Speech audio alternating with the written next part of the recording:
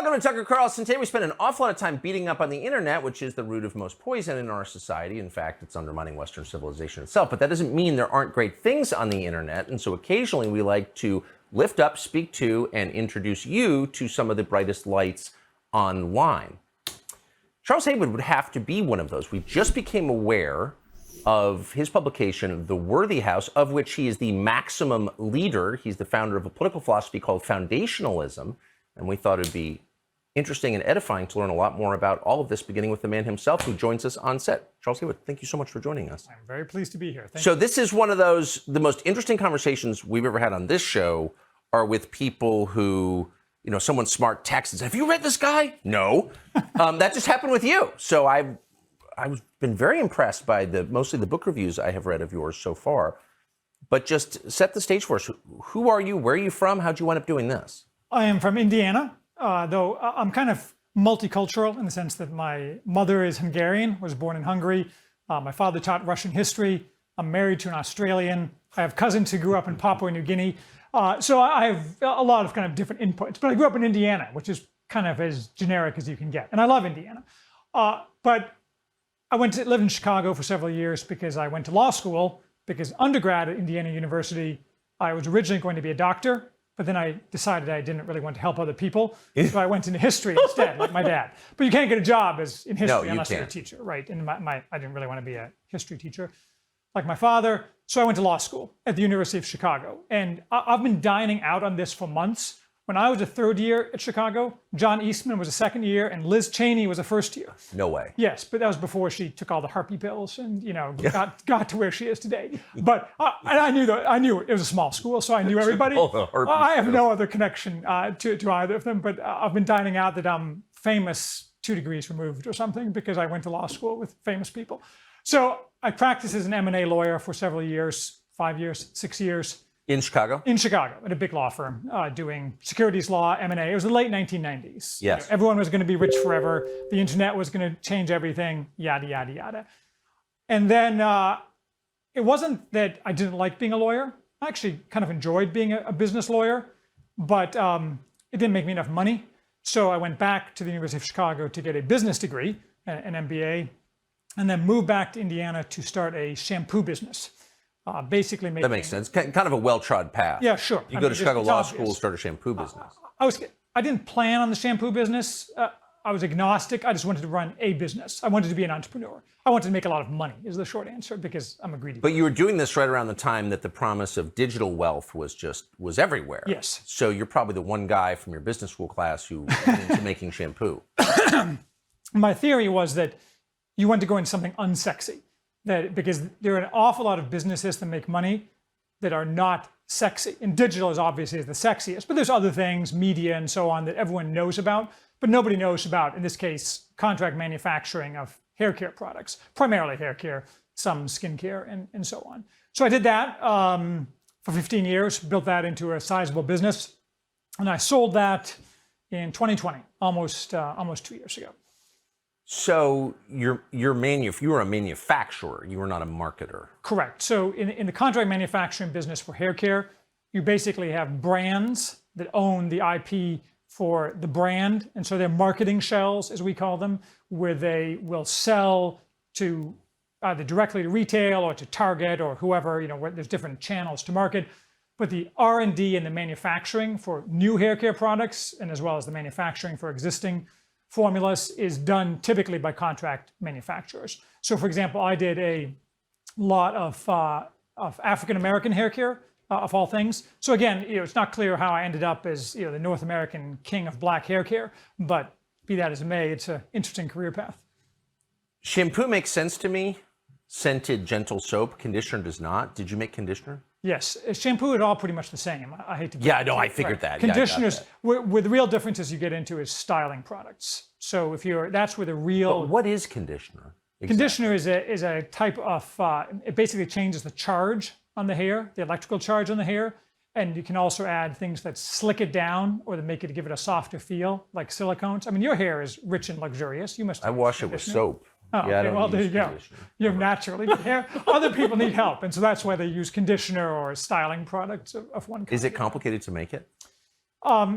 It's like anything. the formulas are not that difficult. They're typically not reaction chemistry. It's basically just mixing. But like most things, there's an art to it. This is what Matthew B. Crawford would call tacit knowledge. That is the skill that comes from doing. That is, if I gave you a recipe for shampoo, you would struggle to make it until you had tried to do it a bunch, because there's a lot of knowledge in there that can't be communicated. That is, what is 2,000 pounds of shampoo supposed to look like at any given point in the manufacturing process? And it's very hard to communicate that in writing. There's really a lot of tacit knowledge involved that makes it hard for other people to, even if they own the formula, to exactly duplicate a hair care product. Amazing. I can't make brownies, so I'm not going to attempt shampoo. So you become the North American king of black hair care products. I just love it. Life is so weird. So then you sell the company. At this point, are you married? Yes. I've been married for 20 years. I'm 20th wedding anniversary this year. And you've got some children. We have 5 children. 5 children? 5 children, ranging in age from almost 19 down to 10-year-old boy twins, or Team Destructo, as my wife calls them. And they're basically hellions. Oh, I can't even imagine. So 10-year-old boys immediately gravitate toward the most dangerous product on the shelf. It doesn't matter what. Absolutely. Yeah, it's amazing. They have air rifles, but they can only use them under close supervision. Good call. So you sell this business, you're 50-ish, approaching just past, in that range. Prime of life, I call it. Yeah, it is prime of life. It is. So presumably you cash out, you do well with this company, and then you're left with the decision that all people who've succeeded face, which is, okay, what next? And what do you decide to do? Well, I continue doing more publicly what I had already been doing for a while, which is I read a lot, and originally I started doing book reviews in order to fix in my mind the books that I read. Yes. Because otherwise, a week later, I'm like, what was that book I read? That's right. I can barely That's exactly remember. right. I just don't have a great memory. My dad had a phenomenal memory, which was great for a history professor. I have a crap memory. So I started writing book reviews, and I post them on Goodreads and Amazon. At one point, I was the number 31 reviewer out of all Amazon reviewers. Then they deleted all my reviews. I'm actually filing a lawsuit against them in a week or two. Why'd they delete your reviews? Because they were politically conservative, and they didn't like them. So that's another story. I'll stick to me. We can come back to Amazon if you want. So my wife tells me, she's like, you should have a blog. I'm like, no one wants to read my reviews. Yeah, okay, they get some traction on Amazon, but do I really need it at my own site? But she was right, and so I started putting them on a blog, The Worthy House, theworthyhouse.com. And it got a surprising amount of traction, particularly when I moved away from doing straight book reviews to basically, I typically use the book reviews as a way to communicate my own thoughts on various topics. Sure. And I try to make it into a coherent whole. That is, I try not to repeat myself. I don't review books that are very similar. I wouldn't typically review both books, because what is there additional to say, unless I have come up with some totally new thing to say. So I probably have about 500 writings on the site now. Each one's about 5,000 words, so pretty long. I typically write pretty long. About 80% are book reviews, about 20% are what I would call original pieces on one topic or another. My wife is always saying that those get the most traction, the ones that are original. I mean, they're all original in the sense that the book reviews are meant as platforms for my thought. I know that sounds like I'm a megalomaniac, but they are meant as platforms for all my writers thought. are megalomaniacs. How could you not be? It's yes, exactly. If you imagine other people need to read what you think, and I'm there, so I'm not criticizing you at all. Not at all. You are by definition kind of a megalomaniac. Yes, and I'm my favorite topic is me.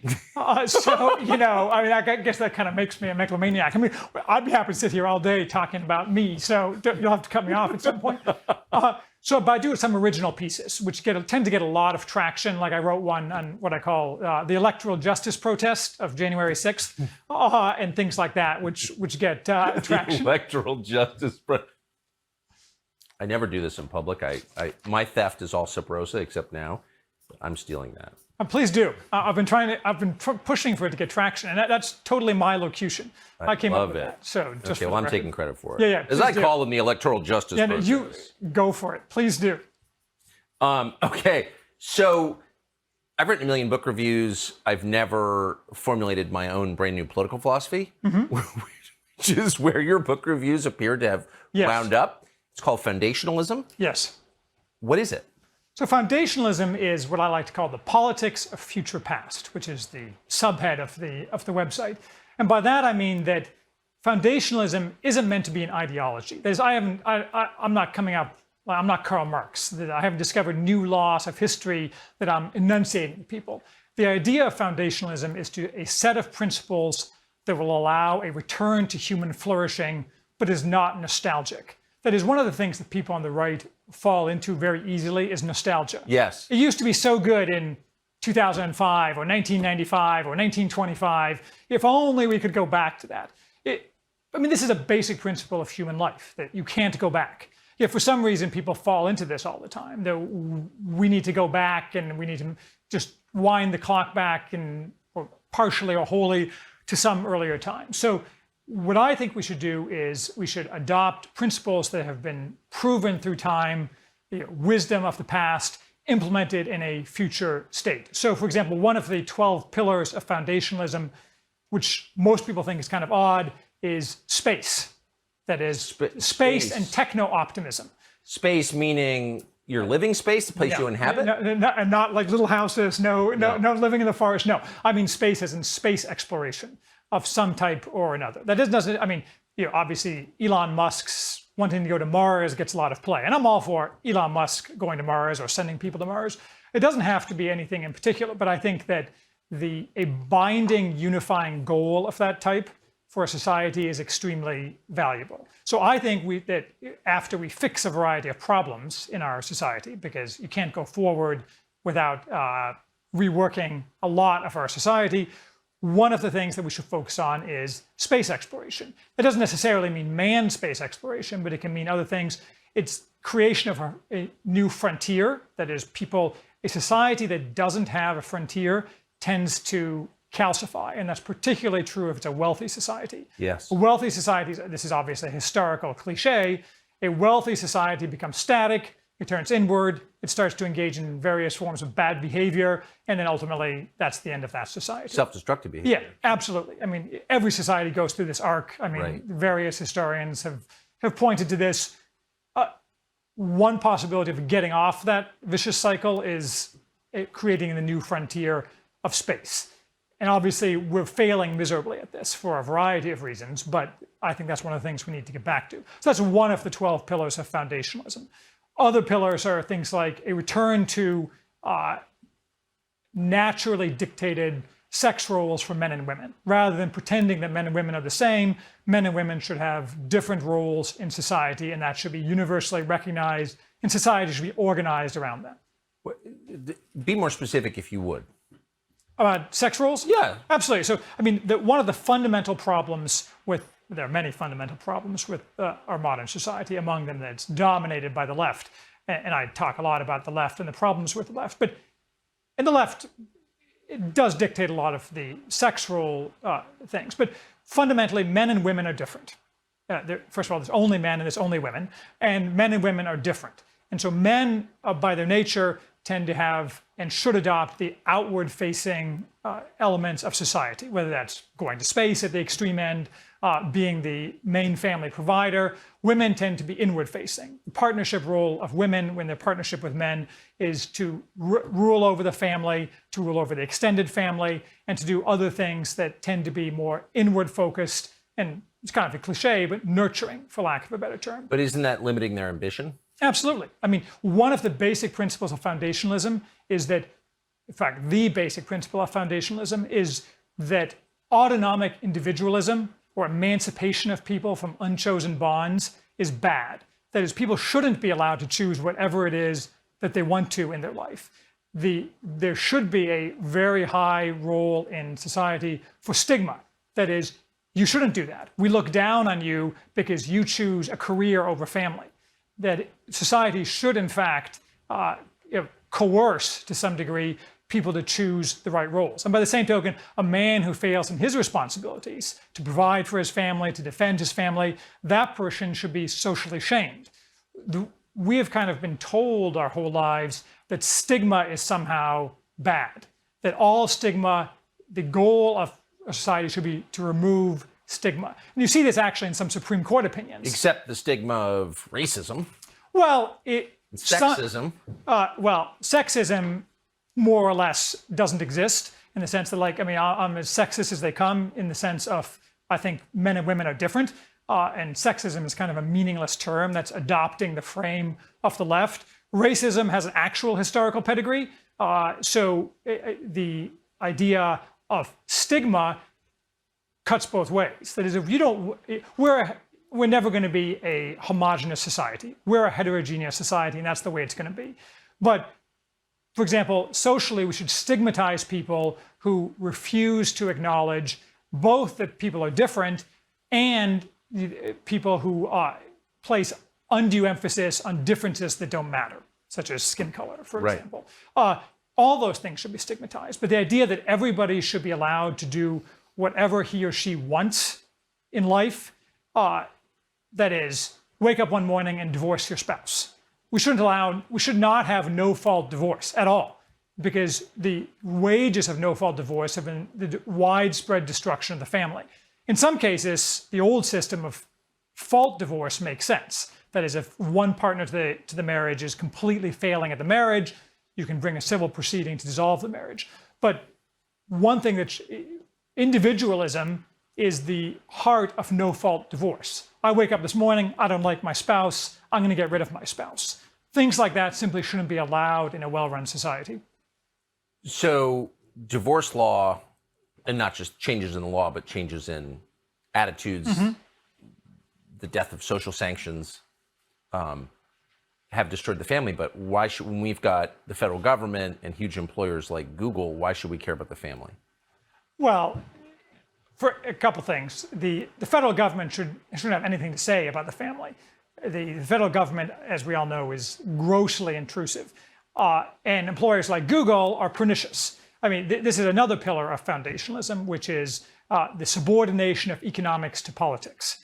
That is, conservatives, people on the right, have for far too long assumed that private entities should be allowed to do whatever they want.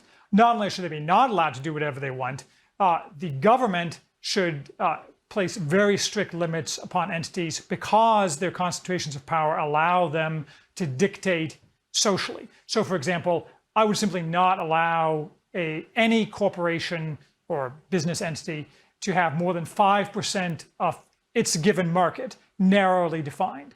There's a guy named Tim Wu, who's a Columbia University professor who now works actually in the Biden administration.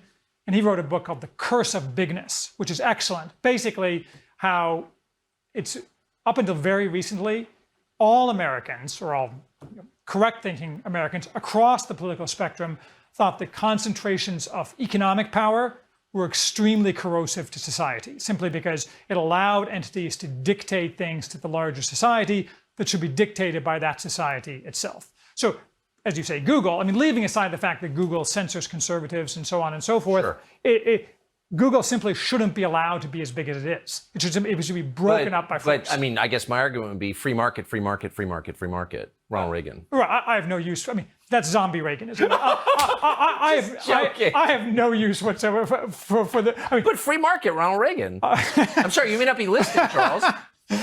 The sad thing is that is a very effective answer for a lot of boomer cons, right? Look, I love boomer cons. I know a lot of boomer cons. There's boomers who are conservative, and they all wish that's nostalgia, right? We could go back to Ronald Reagan and everything is going to be great.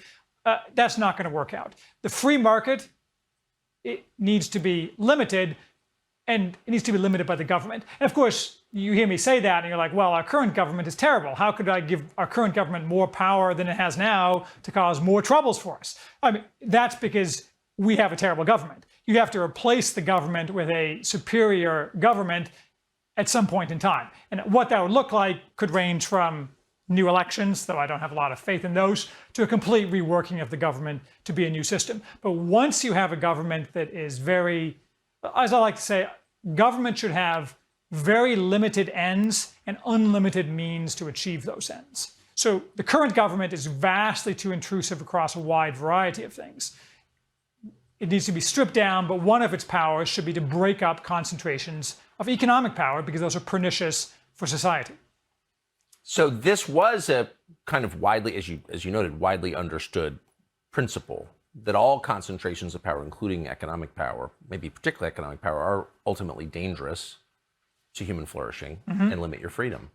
When did that change? When did conservatives stop acknowledging that? The conservatives stopped acknowledging that, and I think society as a whole stopped acknowledging that, probably fully in the 1990s.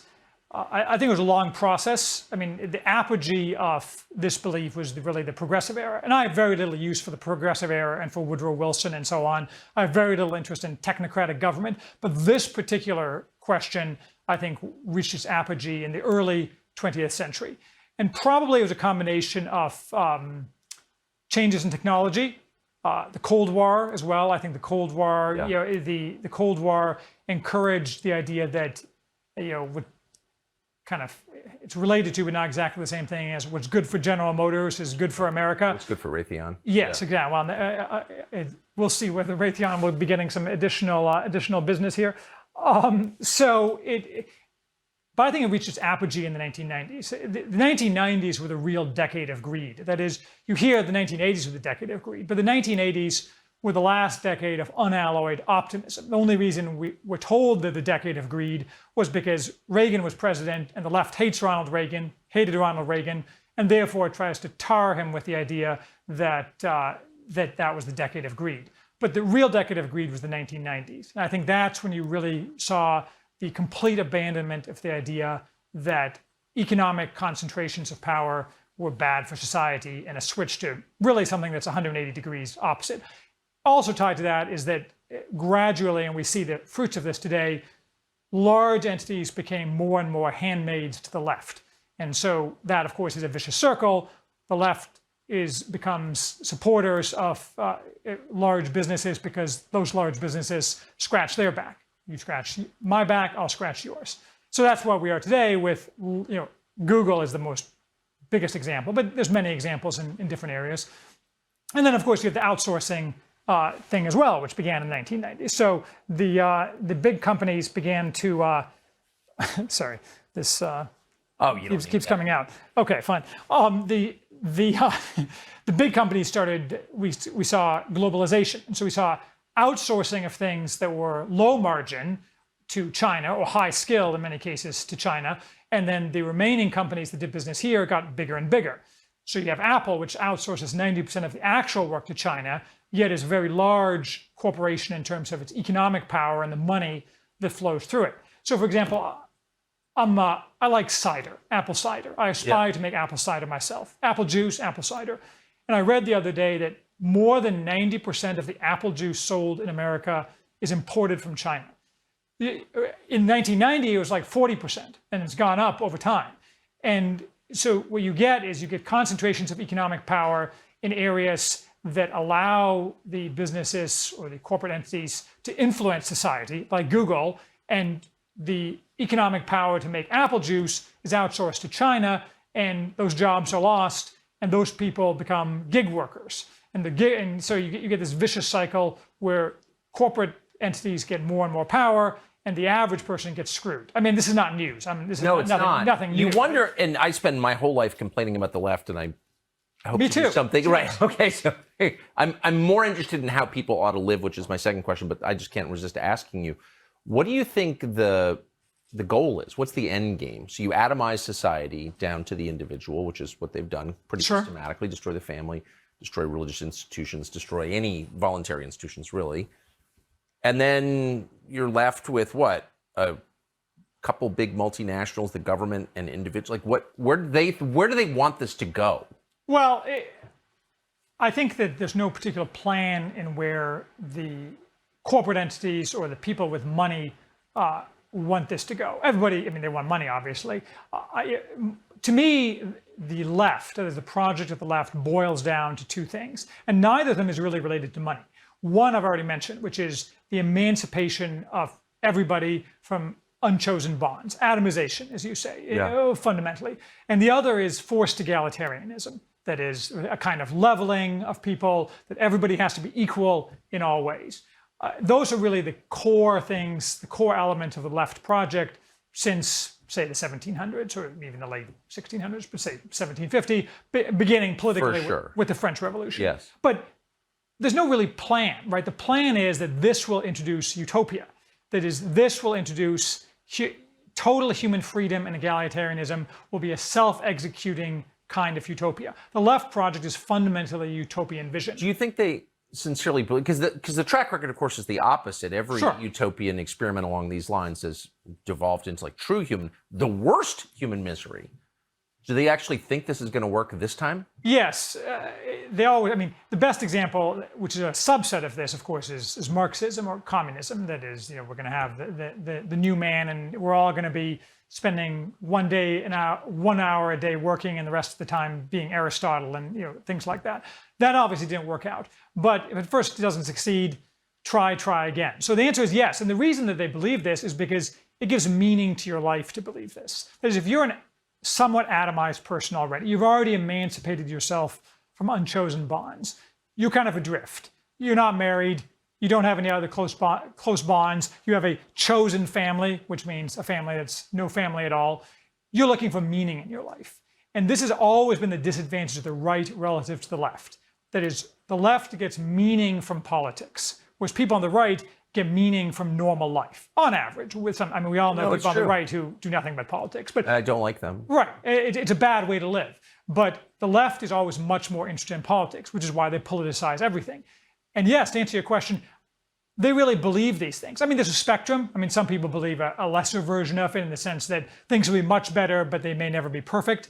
Other people would believe that it's actually going to be perfect.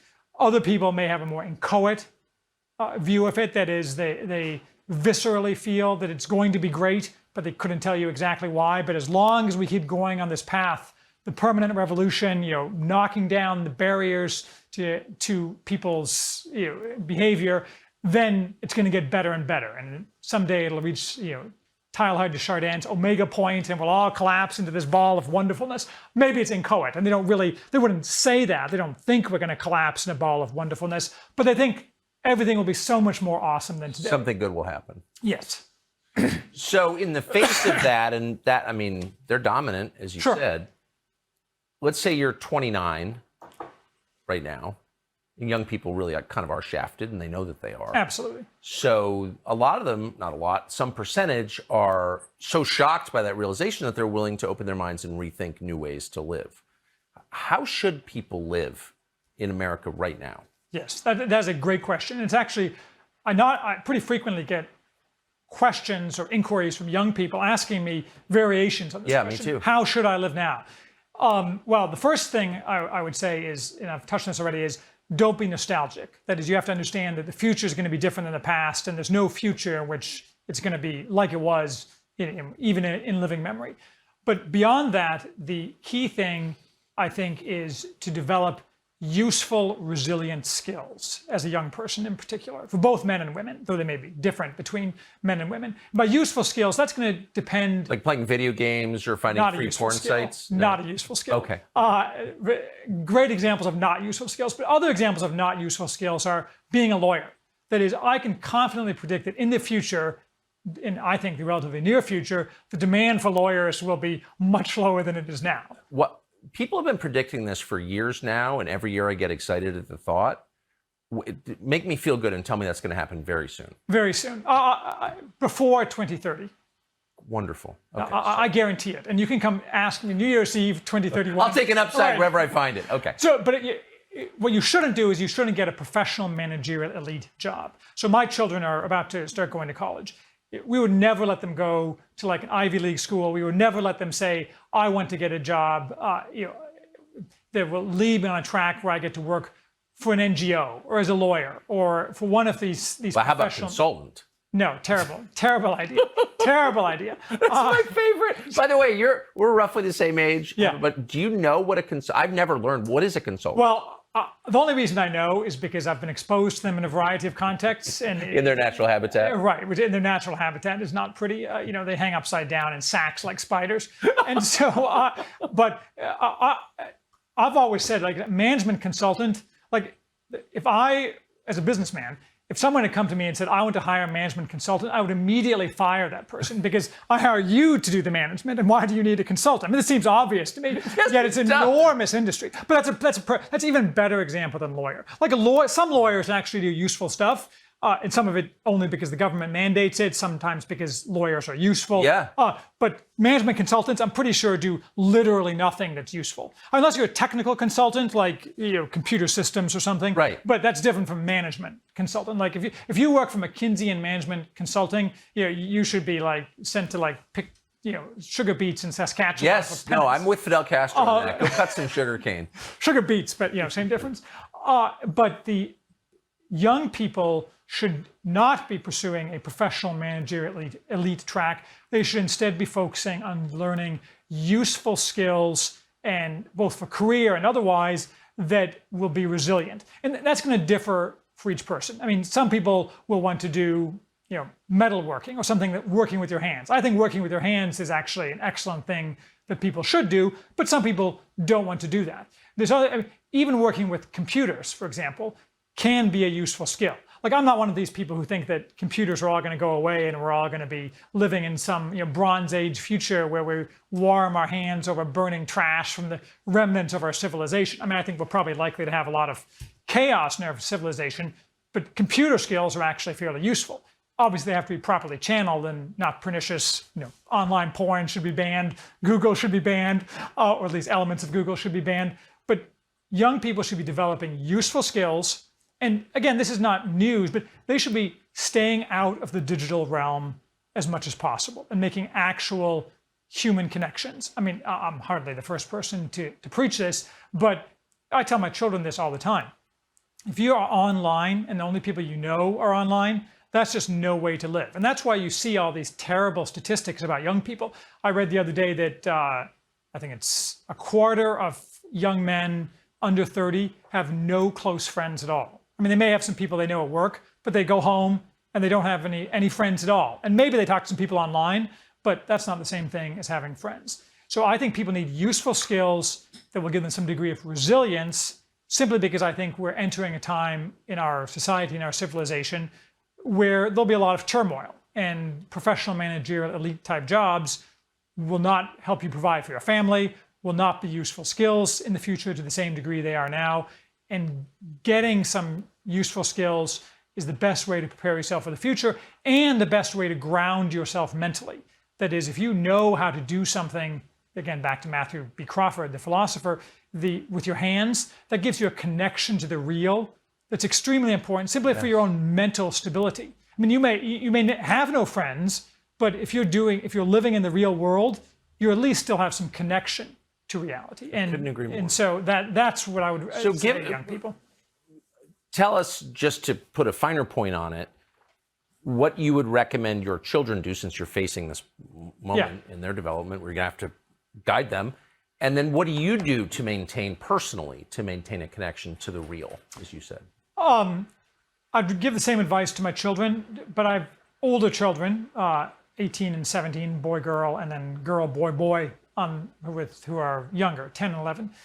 And I think of those as different. That is, my older daughter wants to teach little kids. So that's probably, they currently attend a classical Christian school. She wants to teach at a classical Christian school. That path is fairly straightforward. She can go get a classical education at college, hopefully find a non-beta man to marry, have some kids. Where's she going to find that guy, by the way? Do you know? Oh, well, I don't know. Hillsdale, maybe? That's a problem. Church, Hillsdale, a couple other colleges, but that's a huge problem. It's the problem. I don't have, if I suggested to her that I would help her find a husband, that probably would go down poorly. No, it's the main problem. I mean, I was telling a female relative of mine the other day, a niece, you have a boyfriend or a man you want to marry who's, kind of irrepressible. Maybe he's hard-edged. Maybe he's kind of a dick. You can soften him. Yeah. But you can't unwussify him. No. Right. And I was sitting in... That's not fixable. No, I was sitting in a restaurant last night, an outdoor thing, and I was looking around at all the young people, and all the men were wussies. It was just appalling. I'm like, oh my God, this is terrible. You just like oozed off them like a disease. Anyway, so the younger ones, I just assume that in 8 or 9 years, that the world will be a lot different. For sure. And so, like one of the twins, the 10-year-olds, I just don't see him going to college at all. He loves being outdoors. He loves tools. I have to keep him away from the table saw. He's been in the emergency room 4 times because he's that kind of kid, right? He runs around all day long. They don't watch TV. So they get in a very 1950s childhood. I literally stripped the house of all children's books and bought books from the 1950s and 1960s to stock their shelves. So there's a Random House series from the 50s and 60s called Landmark, which is like 200 books, history books for children. And so I bought every single one online, and they read things like that. So they have this bizarre 1950s childhood, which might cause them some social problems, I guess, down the road, but that's a problem for future Charles. But I just assume the world will be different. So the college in its current incarnation, certainly as a required credentialing institution to join the professional managerial elite, won't exist. Or that it'll be so separate from the rest of America, normal America, that I can just ignore it and who gives a crap.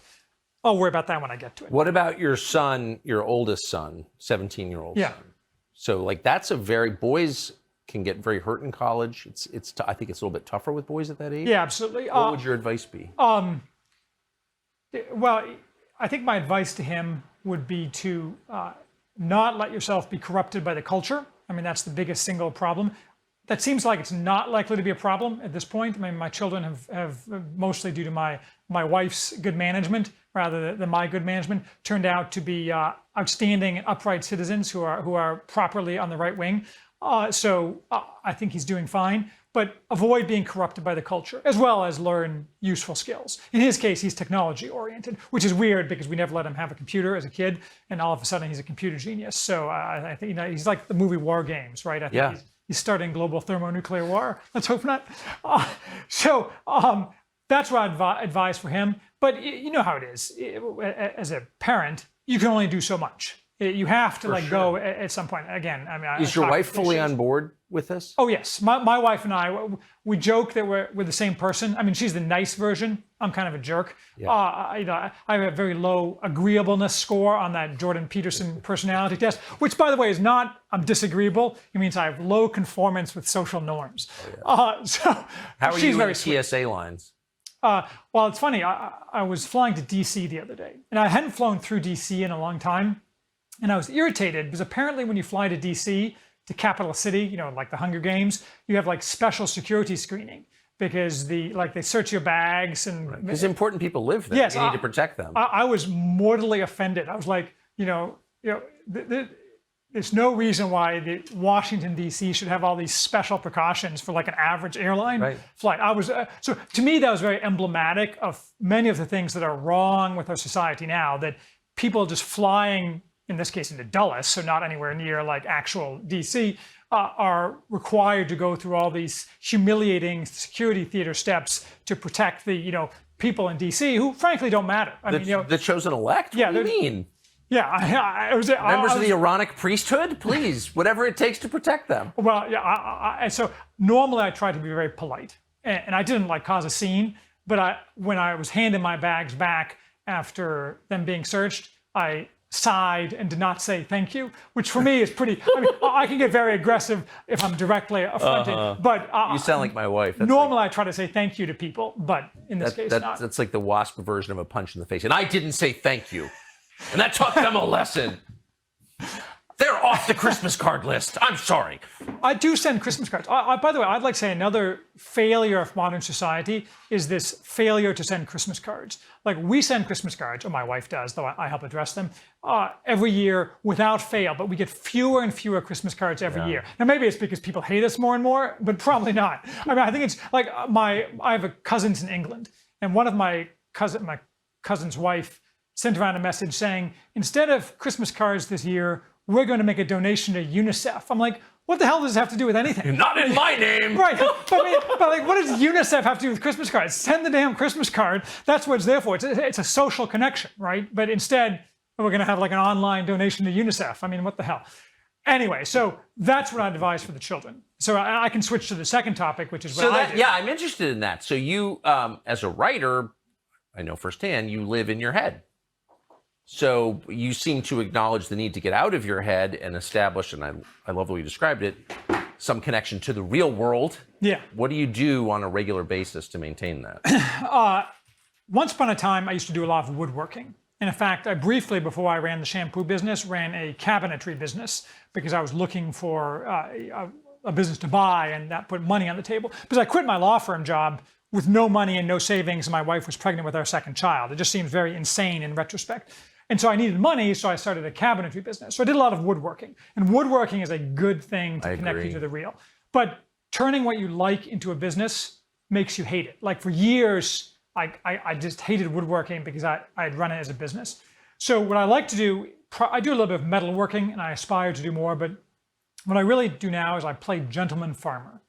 Gentleman loosely used in this case. So we have several acres in Indiana, and I raise chickens, and I raise bees, and in fact, a couple weeks ago, we got our first honey harvest. It was only 30 pounds, but 30 pounds of honey will take you a long way. We gave most of it away, but hopefully we'll get more this year.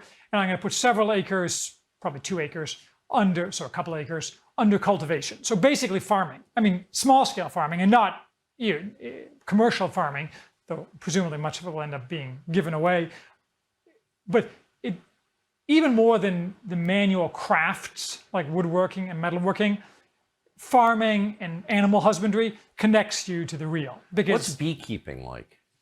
Beekeeping is great. And it's actually not as hard or as difficult or as dangerous as you might think, unless you have an allergy to bee stings. The beekeeping involves simply getting a hive, and it has those frames that you see people hold up. And you can basically buy a queen. Every hive has a queen. You buy what's called a nucleus hive, which means you have a couple frames with a queen and some young bees, and you just drop those into an empty hive. And as long as you're reasonably close, within a mile or so of flowers and so on, they will take it from there. They'll build out the hives and they'll make more honey, and you just have to manage it to a certain degree. And for example, you have to leave them enough food for the winter and things like that. But it's fascinating to watch them because again, it's a connection to the real. You watch them and they're doing their thing, and you learn a lot just watching them. How hard is it to get the honey from the hive?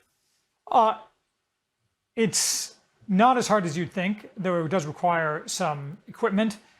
The basic routine is you take out the honey, which is capped in the combs, you cut off the wax where the bees have capped it, and you spin it like in a centrifuge to extract it. But you have to filter it just to get out like wax pieces and so on. But it's surprisingly easy. I mean, basically anybody can do it. And I encourage anybody to do it. People do this in like suburban homes, for example. I mean, sometimes your neighbors bitch and moan, or they're afraid, or what have you. But it's a great thing to do. You hear a lot about colony collapse disorder, that a lot of the bees are dying. That's somewhat overblown. The wild honeybees mostly died out in the 1990s as a result of something called the varroa mite, which came from Asia. Like, many bad things come from Asia, various pests. And the varroa mite wiped out all the wild honeybees. And so and they'll wipe out your hives if you don't treat for them. But there's still plenty of honeybees in America, but the problem is that it's become kind of a monoculture. There's tons of commercially operated honeybee operations, and they ship them across the country to California to pollinate almonds every year. There's a book called The Beekeeper's Lament, which discusses a bunch about this. And that's great, but it's an artificial monoculture. That is, you have these almond trees in the middle of California where they're artificially irrigated and artificially fertilized so that we can go to Costco and buy 5 pounds of almonds for $10. When I was a kid, almonds were expensive. Now they're cheap, and you have all these bees, and it's an industrial operation.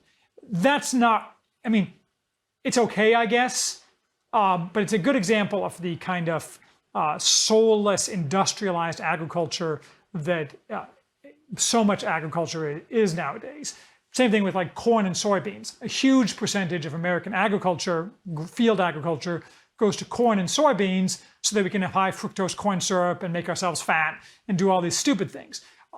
I think it makes a lot more sense for people to have individual farming operations, whether they're tiny. I mean, you can have a tiny garden plot or even pots on your balcony kind of thing, and smaller farms. It may not be as efficient. I mean, the reason we do all these things is so we can have cheap food. And the food is dirt cheap in America.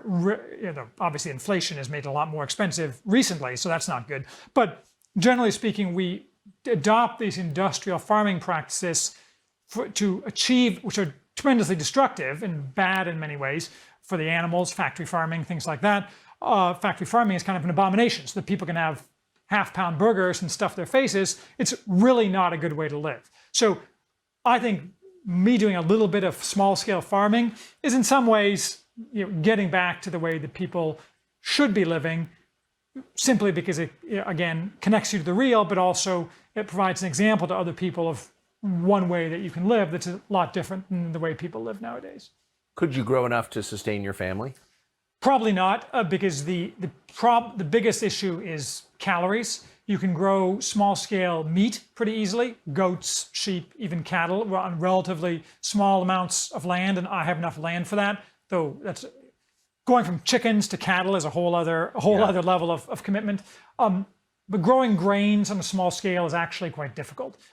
Pests, things like that, and growing vegetables won't feed your family, right? I mean, you can only eat so many tomatoes, and tomatoes don't have that many calories. So if you really want to feed yourself, you would have to grow grains. But that could be done on a much smaller scale than people do now, and directed more directly at people eating.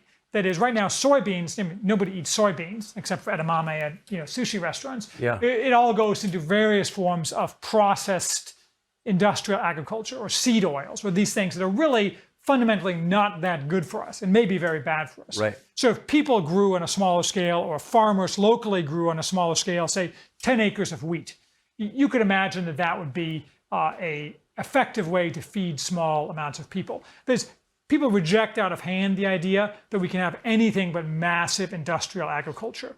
And maybe that's true in a place like China with the amount of people you have to feed, but it's not true here. If people engaged in smaller scale agriculture and dialed back some of their expectations about eating 6,000 calories a day, people could still eat very well, eat more healthily, and I think it'd be overall better for our society on every level. What's your reading regimen like? I typically run a couple books at once. I read fast and I write fast. I don't have quality thoughts, like no one's going to mistake me for Aristotle, but I have fast thoughts. And so I typically am reading 1 or 2 nonfiction books. I don't read that much fiction, but I do read some fiction occasionally. And then I have kind of background books where I'm reading a series of books. So I read 15 or 20 books on the Spanish Civil War, and then I wrote a long piece about the Spanish Civil War. So those books kind of go in parallel to the kind of one-off books that I'm reading at any given time. So I recently finished reading a book by John Michael Greer called Dark Age America. John Michael Greer is this fascinating guy who's kind of a leftist, but not really. He's a druid, and he's very kind of eco-focused. For years, he's been predicting peak oil. Now, peak oil it has not come to pass, right? I remember in 2007, 2008, we were all told that the oil was going to run out. Yeah. And has it run out? No. It will run out at some point, probably. But it's an interesting book because he's basically predicting what the future will be when we run out of resources. I'm not entirely convinced, but it's interesting stuff. So things like that. I read a book on fentanyl. The fentanyl epidemic, where the Chinese are making fentanyl and the Mexicans are shipping it up to us. I mean, in Indiana, fentanyl's, in a lot of places, fentanyl is a big problem. I mean, I think it was more than 100,000 drug overdose deaths last year, and 80,000 of those were fentanyl. So that's a huge problem. It's a very eclectic set of books. So end on this, and anyone who's made it, an hour into this conversation is obviously interested in what you have to say. So this may be a little specific. But the Spanish Civil War, see a war in Spain in the late 1930s, right before the Second World War. Sure. kind of because it was followed by the biggest war in history, it's not studied in the way that it would be otherwise. You have studied it. What are the lessons of it? The basic lesson of the Spanish Civil War is that once the left gets going in its grab for power, which is typically exemplified by the attempt to delegitimize any backsliding, that is, any electoral success of the right is regarded as de facto illegitimate and the basis for violence, ultimately, against the right in order to maintain left gains. Once that process gets going, it almost always, unfortunately, leads to actual violence, because the left project, as I say, is utopian. And anybody who stands in the way of that utopian project is by definition not just someone you disagree with, or someone who thinks that the capital gains tax rate should be slightly different than it is, but an existential enemy. And in the nature of things, ideological conflicts of this type, whether the wars of religion between Catholics and Protestants back in the day, or nowadays the ideological demands of the left to achieve complete power, inevitably end in violence. I mean, I don't like that, but that's the historical lesson. And the other lesson I always talk about, or the other war I always talk about, I have a long piece on my site about the Finnish Civil War of 1919, which is basically the exact same thing, but telescoped in time. That is, the Finnish left started a civil war because the right won a majority in parliament. Right. And even though probably most of the left people didn't want to start a civil war, they don't have a limiting principle internally. And the Bolsheviks had just come to power 2 years before and were kind of spreading their poison throughout Europe, starting. Exactly, but they gave almost no help to the Finnish Reds because they had their own fish to fry. Yeah. In fact, the Finnish Reds were very upset about this, and so the Finnish communists started a civil war and were defeated in a very brutal little civil war by the rest of society, in essence. But again, you see the same tropes in these rising civil conflicts, and the number one thing that the left does is claim and shriek that any electoral success of the right is de facto or necessarily illegitimate. So smart. Last question. Are you related to Big Bill Haywood? I am not related to Big Bill Haywood, I'm pleased to say. Big Bill Haywood, people who don't know, was a communist who was buried in the Kremlin wall. Yeah, he died in the Soviet Union. Yes, and so there's absolutely no relation. Seriously, I probably wouldn't admit it if there were, but there is no relation. Okay, I'm good. pleased to Because say. that was the one sort of stumbling block to having you on, and I didn't check ahead of time, but now we know. I'm pleased to report no Charles relation. Haywood. Absolutely worth reading. Foundationalism, which I'll be reading about tonight. Thank you for joining us. Thank you. Tucker Carlson Today is the name of the show. New episodes 3 days a week on Fox. Of course, we'll continue to bombard you with our opinions nightly, 8 p.m. on the Fox News Channel.